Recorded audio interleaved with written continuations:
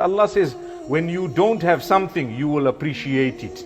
When you have your wife, you have your husband, you don't appreciate. You are talking like as if you are talking disrespectfully to anyone. You don't understand. When they are gone, either they die or maybe, astaghfirullah, divorce happens, something happens. Then you appreciate, hey, I had a good wife. Too late now, isn't it? Appreciate it now. They looked after your children, they cooked for you. And same applies to husbands. We don't appreciate our husbands sometimes. And what happens? Then after everything is over or the man is dead, then you say, hey, I had a good man. He was looking after me. Now I am stranded. Right? So similarly, every gift of Allah, please look at it, see, understand, and think about it. That Allah Almighty has blessed us, wallahi, in a way that others, they are even jealous of what we have, wallahi. You see, sometimes you have people, I'm going to give you a proper example because Allah said that He created us different colors, different sizes, different shapes, different races, different parts of the world, different tribes, different people. All of this is in order to recognize one another. If we were all exactly identical, life would be boring. Life would be very boring. Imagine if your food and my food was only one thing. That's all you could eat. What would happen on earth? You would see bananas, you wouldn't know what is this, because I don't eat those. They are not, it's not food. Allah says we gave you so many different types of food that you yourself don't even know what there is on earth. We know. You don't know. That's Allah. So in a similar way, when Allah made us different shapes and sizes, sometimes some people, they are from one race, right?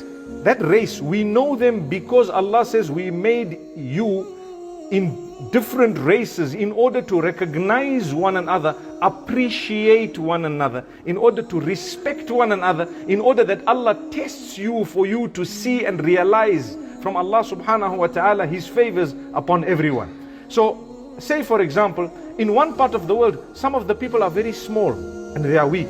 Weak meaning physically they are not strong and they are very small.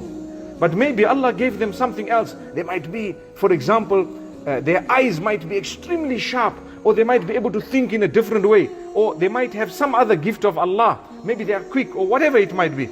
And in other parts of the world, people might not be short, they might be tall, right? Generally tall, big people with lots of power. And they might not have something else. They might have one thing, two things, maybe not another thing. So all of us, we complement each other. For that reason also, I was talking to a group of children yesterday, or the day before yesterday, in Johannesburg. And I was telling these children, Allah has made us differently, because the question was, what would you like to be when you grow up? I can ask you the same question, slightly modified because you are already grown up, that what type of job would you like to have? Wallahi, in this masjid, most of us will have different answers. One says, I want to be a driver. One says, I want to be a pilot. One says, I want to do something. One says, I want to be manager of shop. One says, I would like to be engineer. That is the answers. Why are these answers not the same? Have you thought of it?